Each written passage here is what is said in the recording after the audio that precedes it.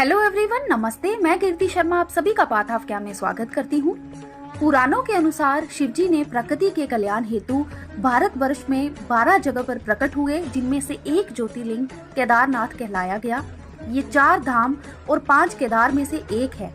केदारनाथ मंदिर भारत के उत्तराखंड राज्य के रुद्रप्रयाग जिले में है। केदारनाथ मंदिर लगभग 6 फुट ऊंचे चबूतरे पर बनाया गया है। इस मंदिर को कटवा पत्थरों के विशाल शिलाखंडों को जोड़कर बनाया गया है।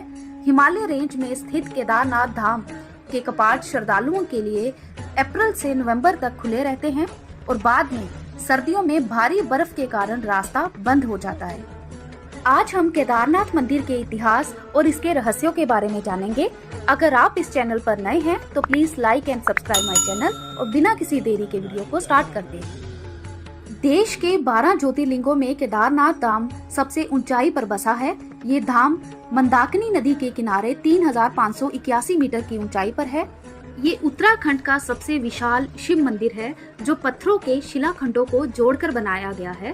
ये ज्योतिर्लिंग त्रिकोण आकार का है और इसकी स्थापना के बारे में कहा जाता है कि हिमालय के केदार श्रृंग पर भगवान विष्णु के अवतार नर और नारायण ऋषि तपस्या करते थे और उनकी तपस्या से प्रसन्न होकर भोलेनाथ प्रकट हुए और उन्हें ज्योतिर्लिंग के रूप में सदा वास करने का वरदान दिया।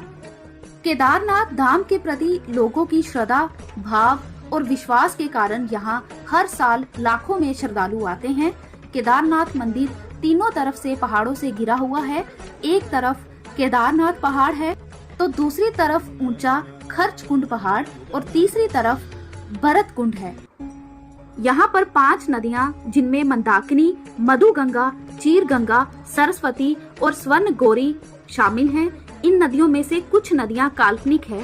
ऐसा कहा जाता है कि इस मंदिर में आने वाले श्रद्धालुओं के पाप धुल जाते हैं। केदारनाथ मंदिर एक 6 फीट ऊंचे चौकोर चबूतरे पर बना है। मंदिर का मुख्य भाग मंडप और गर्भगृह के चारों ओर प्रदक्षिणा पथ है। बाहर आंगन में नंदी बैल वाहन के रूप में विराजमान है। मंदिर का निर्माण किसने कराया, इसका कोई भी अभी तक प्रामाणिक उल्लेख नहीं मिलता है, लेकिन ऐसा कहा जाता है कि इसकी स्थापना आदि गुरु शंकराचार्य जी ने की थी। आपको बता दें कि केदारनाथ पहुंचने के लिए गौरीकुंड से 15 किलोमीटर की पैदल यात्रा करनी पड़ती है। भगवान केदारनाथ के दर्शन के लिए ये मंदिर केवल 6 महीने ही खुलता है और 6 महीने बंद रहता है।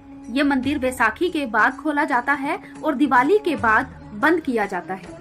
जब 6 महीने का समय पूरा हो जाता है तब मंदिर के पुजारी इस मंदिर में एक दीपक जलाते हैं जो कि अगले 6 महीने तक जलता रहता है और 6 महीने के बाद जब मंदिर खोला जाता है तब ये दीपक जलता हुआ मिलता है। ऐसा कैसे होता है, ये रहस्य अभी तक किसी को नहीं पता। अब केदारनाथ के इतिहास के बारे में बात करते हैं। ऐसी मान्यता है कि द्वापर काल में जब पांडवों ने महाभारत का युद्ध जीत लिया था तब उन्हें इस बात का गिल्ट होने लगा कि अपने ही भाइयों, अपने ही सगे संबंधियों का उन्होंने वध कर दिया है।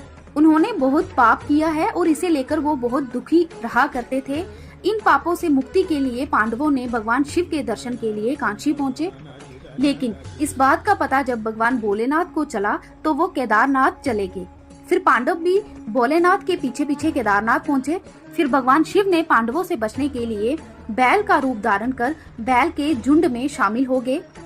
तब भीम ने अपना विराट रूप धारण कर 2 पहाड़ों पर अपना पैर रखकर खड़े हो गए। सभी पशु भीम के पैरों के नीचे से चले गए, परंतु भगवान शिव अंतर्ध्यान होने ही वाले थे कि भीम ने भगवान भोलेनाथ की पीठ पकड़ ली। पांडवों की इस लालसा को देखकर भगवान शिव बहुत प्रसन्न हुए और उन्हें दर्शन दिए। इसके बाद पांडव इस पाप से मुक्त हुए। इसके बाद पांडवों ने यहाँ पर केदारनाथ के मंदिर का निर्माण करवाया था, जिसमें आज भी बैल की पीठ की आकृति पिंड के रूप में पूजा की जाती है। केदारनाथ एक मंदिर नहीं बल्कि लाखों करोड़ों लोगों की आस्था का केंद्र है।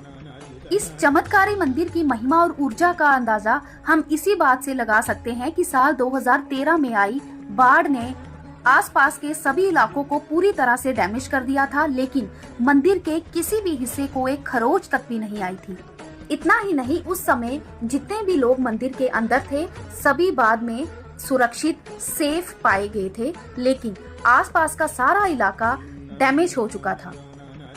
ऐसा भी बताया जाता है कि ये मंदिर करीब 400 सालों तक बर्फ में ढका था और जब बर्फ से बाहर निकला तो पूरी तरह से सुरक्षित था। केदारनाथ धाम को अर्ध ज्योतिर्लिंग कहते हैं। नेपाल के पशुपतिनाथ मंदिर को मिलाकर ये पूर्ण होता है। आपको एक और बात जानकर हैरानी होगी कि केदारनाथ और रामेश्वरम मंदिर एक ही लाइन पर बने हैं। केदारनाथ से रामेश्वरम के बीच 5 शिव मंदिर आते हैं और ये शिवलिंग पंचभूतों को रिप्रेजेंट करते हैं।